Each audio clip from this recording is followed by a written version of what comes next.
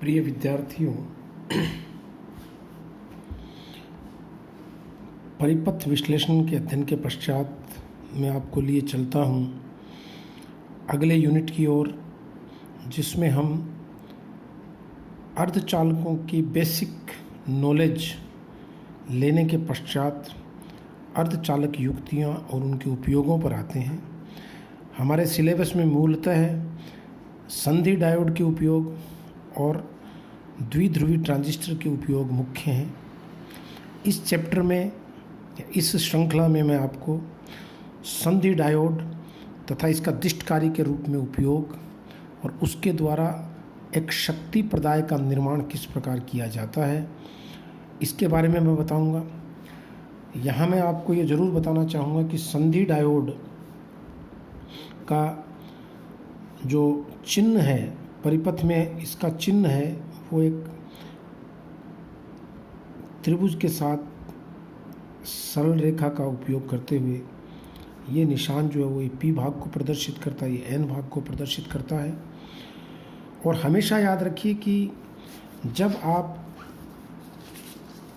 बहुत सारे बच्चे यहाँ ये याद रखते हैं कि P को पॉजिटिव से जोड़ो, N को नेगेटिव से जोड़ो, या P तो अग्रबायसित होता है और P को नेगेटिव से जोड़ो तो ये पश्चबायसित होता है। हमें थोड़ा ज़्यादा समझ बढ़ाते हुए ये स्टेटमेंट कभी नहीं देना है। हमें क्या ध्यान रखना है कि जब P भाग को N के सापेक्ष उच्च विभव पर रखते हैं, ये आप याद रखेंगे, सापेक्ष उच्च विभव पर रखें, तब यह अग्रबायसित होगा। और इसके उलट P भाग को N के सापेक्ष यदि निम्न विभव या नीचे विभव पर रखें तो यह पश्चबायसित होगा। यानी अगर मैं आपसे पूछता हूं कि भाई देखो, ये डायोड है और इसको मैंने +4 वोल्ट पे रख रखा है, इसको +6 वोल्ट पे रखा हुआ है। ये डायोड है, इसको मैंने -3 वोल्ट पे रखा हुआ है और इसको मैंने -5 वोल्ट पे रखा हुआ है। तो आप देखेंगे कि हमारा सामान्य जो ज्ञान होता है, जिसमें हम ऐसे याद करते हैं कि P को पॉजिटिव से जोड़ो, P को नेगेटिव से, तो बहुत सारे बच्चे इसको अग्रबायसित बता देंगे और इसको पश्चबायसित, लेकिन उलट है। हमें ये देखना, इसका विभव 4 वोल्ट, इस विभव 6 वोल्ट से कम है, तो P जो निम्न विभव पर है, इसलिए ये पश्चबायसित होगा और ये अग्रबायसित होगा। इस बात का विशेष ध्यान अपने को रख लेना है।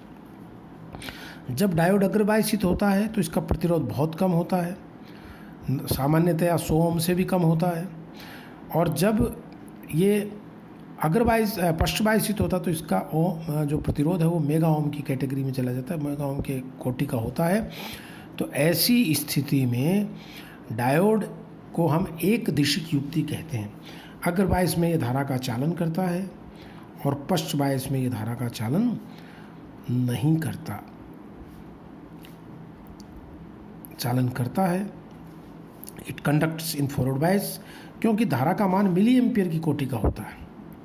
एक सामान्य का डायोड के अंदर अग्रबायसित अवस्था में मिली एम्पियर की धारा प्रवाहित होती है और पश्चबायसित अवस्था में धारा का चालन नहीं करता।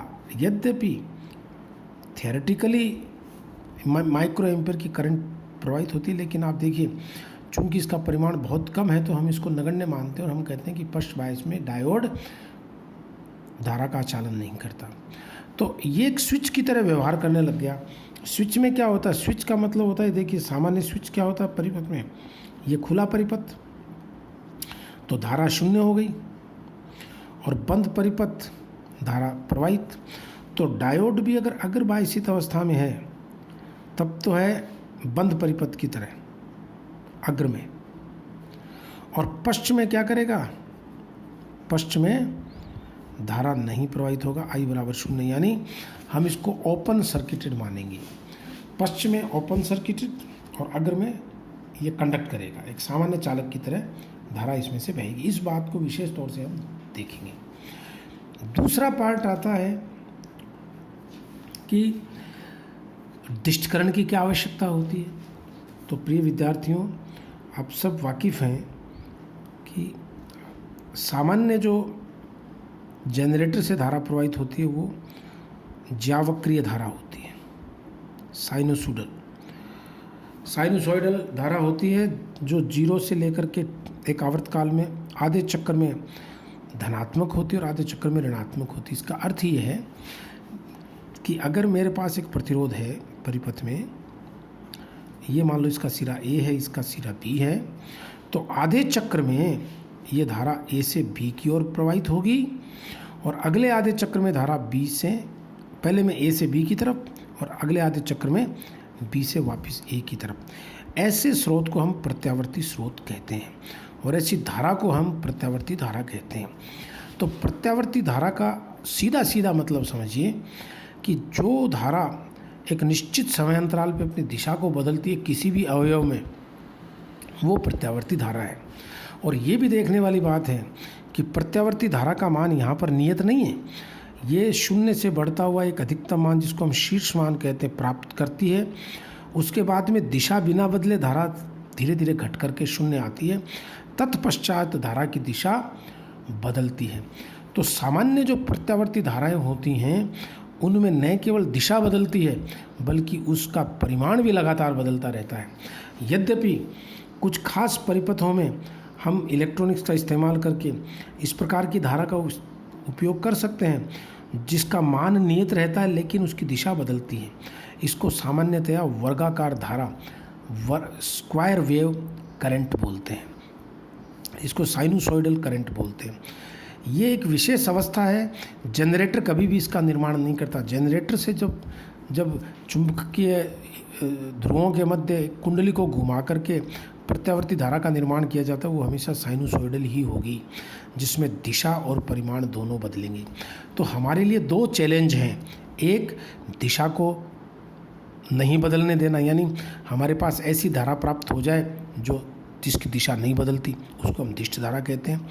और दूसरा चैलेंज क्या है कि इस धारा के मान को भी नियत किया जाए। इसलिए दिष्टकरण कोई साधारण प्रक्रिया नहीं है।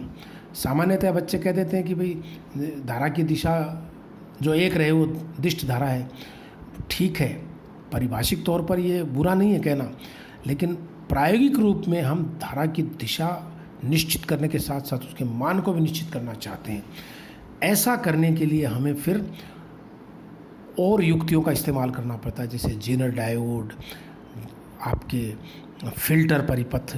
इन सब बातों का मैं विस्तार से आपको इस चैप्टर में अध्ययन कराऊंगा और मुझे आशा नहीं, पूर्ण विश्वास है कि हम इन चीज़ों को सीखने में सक्षम होंगे। इसके लिए मैं आपसे ये ज़रूर उम्मीद रखूँगा कि आप इंटीग्रेशन यानी समाकलन का एक सामान्य ज्ञान अपने साथ पहले ही रख लें। जैसे किसी फलन का औसत मान ज्ञात करना है, तो जैसे मैं आपको ये अगले पेज पे सिखा देता हूँ कि मान लो मुझे किसी जो सामान्य ज्ञान हमें चाहिए वो देखिए, पहले तो आप औसत मान ज्ञात करने का एक बेसिक कॉन्सेप्ट सब बच्चे जानते हैं, मुझे पता है मैथमेटिक्स में ये बिगिनर्स बॉक्स में आती है चीज़ें। औसत मान कैसे निकालते हैं, आई एवरेज बराबर integration I D T integration D T, ये T1 से T2, ये भी T1 से T2। ये जनरल कॉन्सेप्ट है, कोई भी फंक्शन का एवरेज वैल्यू कैसे होती है, there is a function F X of, तो इसकी average value 1 integration D X से x1 to x2 और integration F D X x1 to x2। ये जो सामान्य सूत्र है इसका हम औसत मान निकालने के लिए उपयोग में लाएंगे। तो औसत मान कैसे निकालें ये आपको याद होना चाहिए। अगर बाय स्पष्ट बायस मैंने समझा दिया। इसके अतिरिक्त जेनर डायोड क्या होता है इसकी जानकारी हमें पहले होनी चाहिए।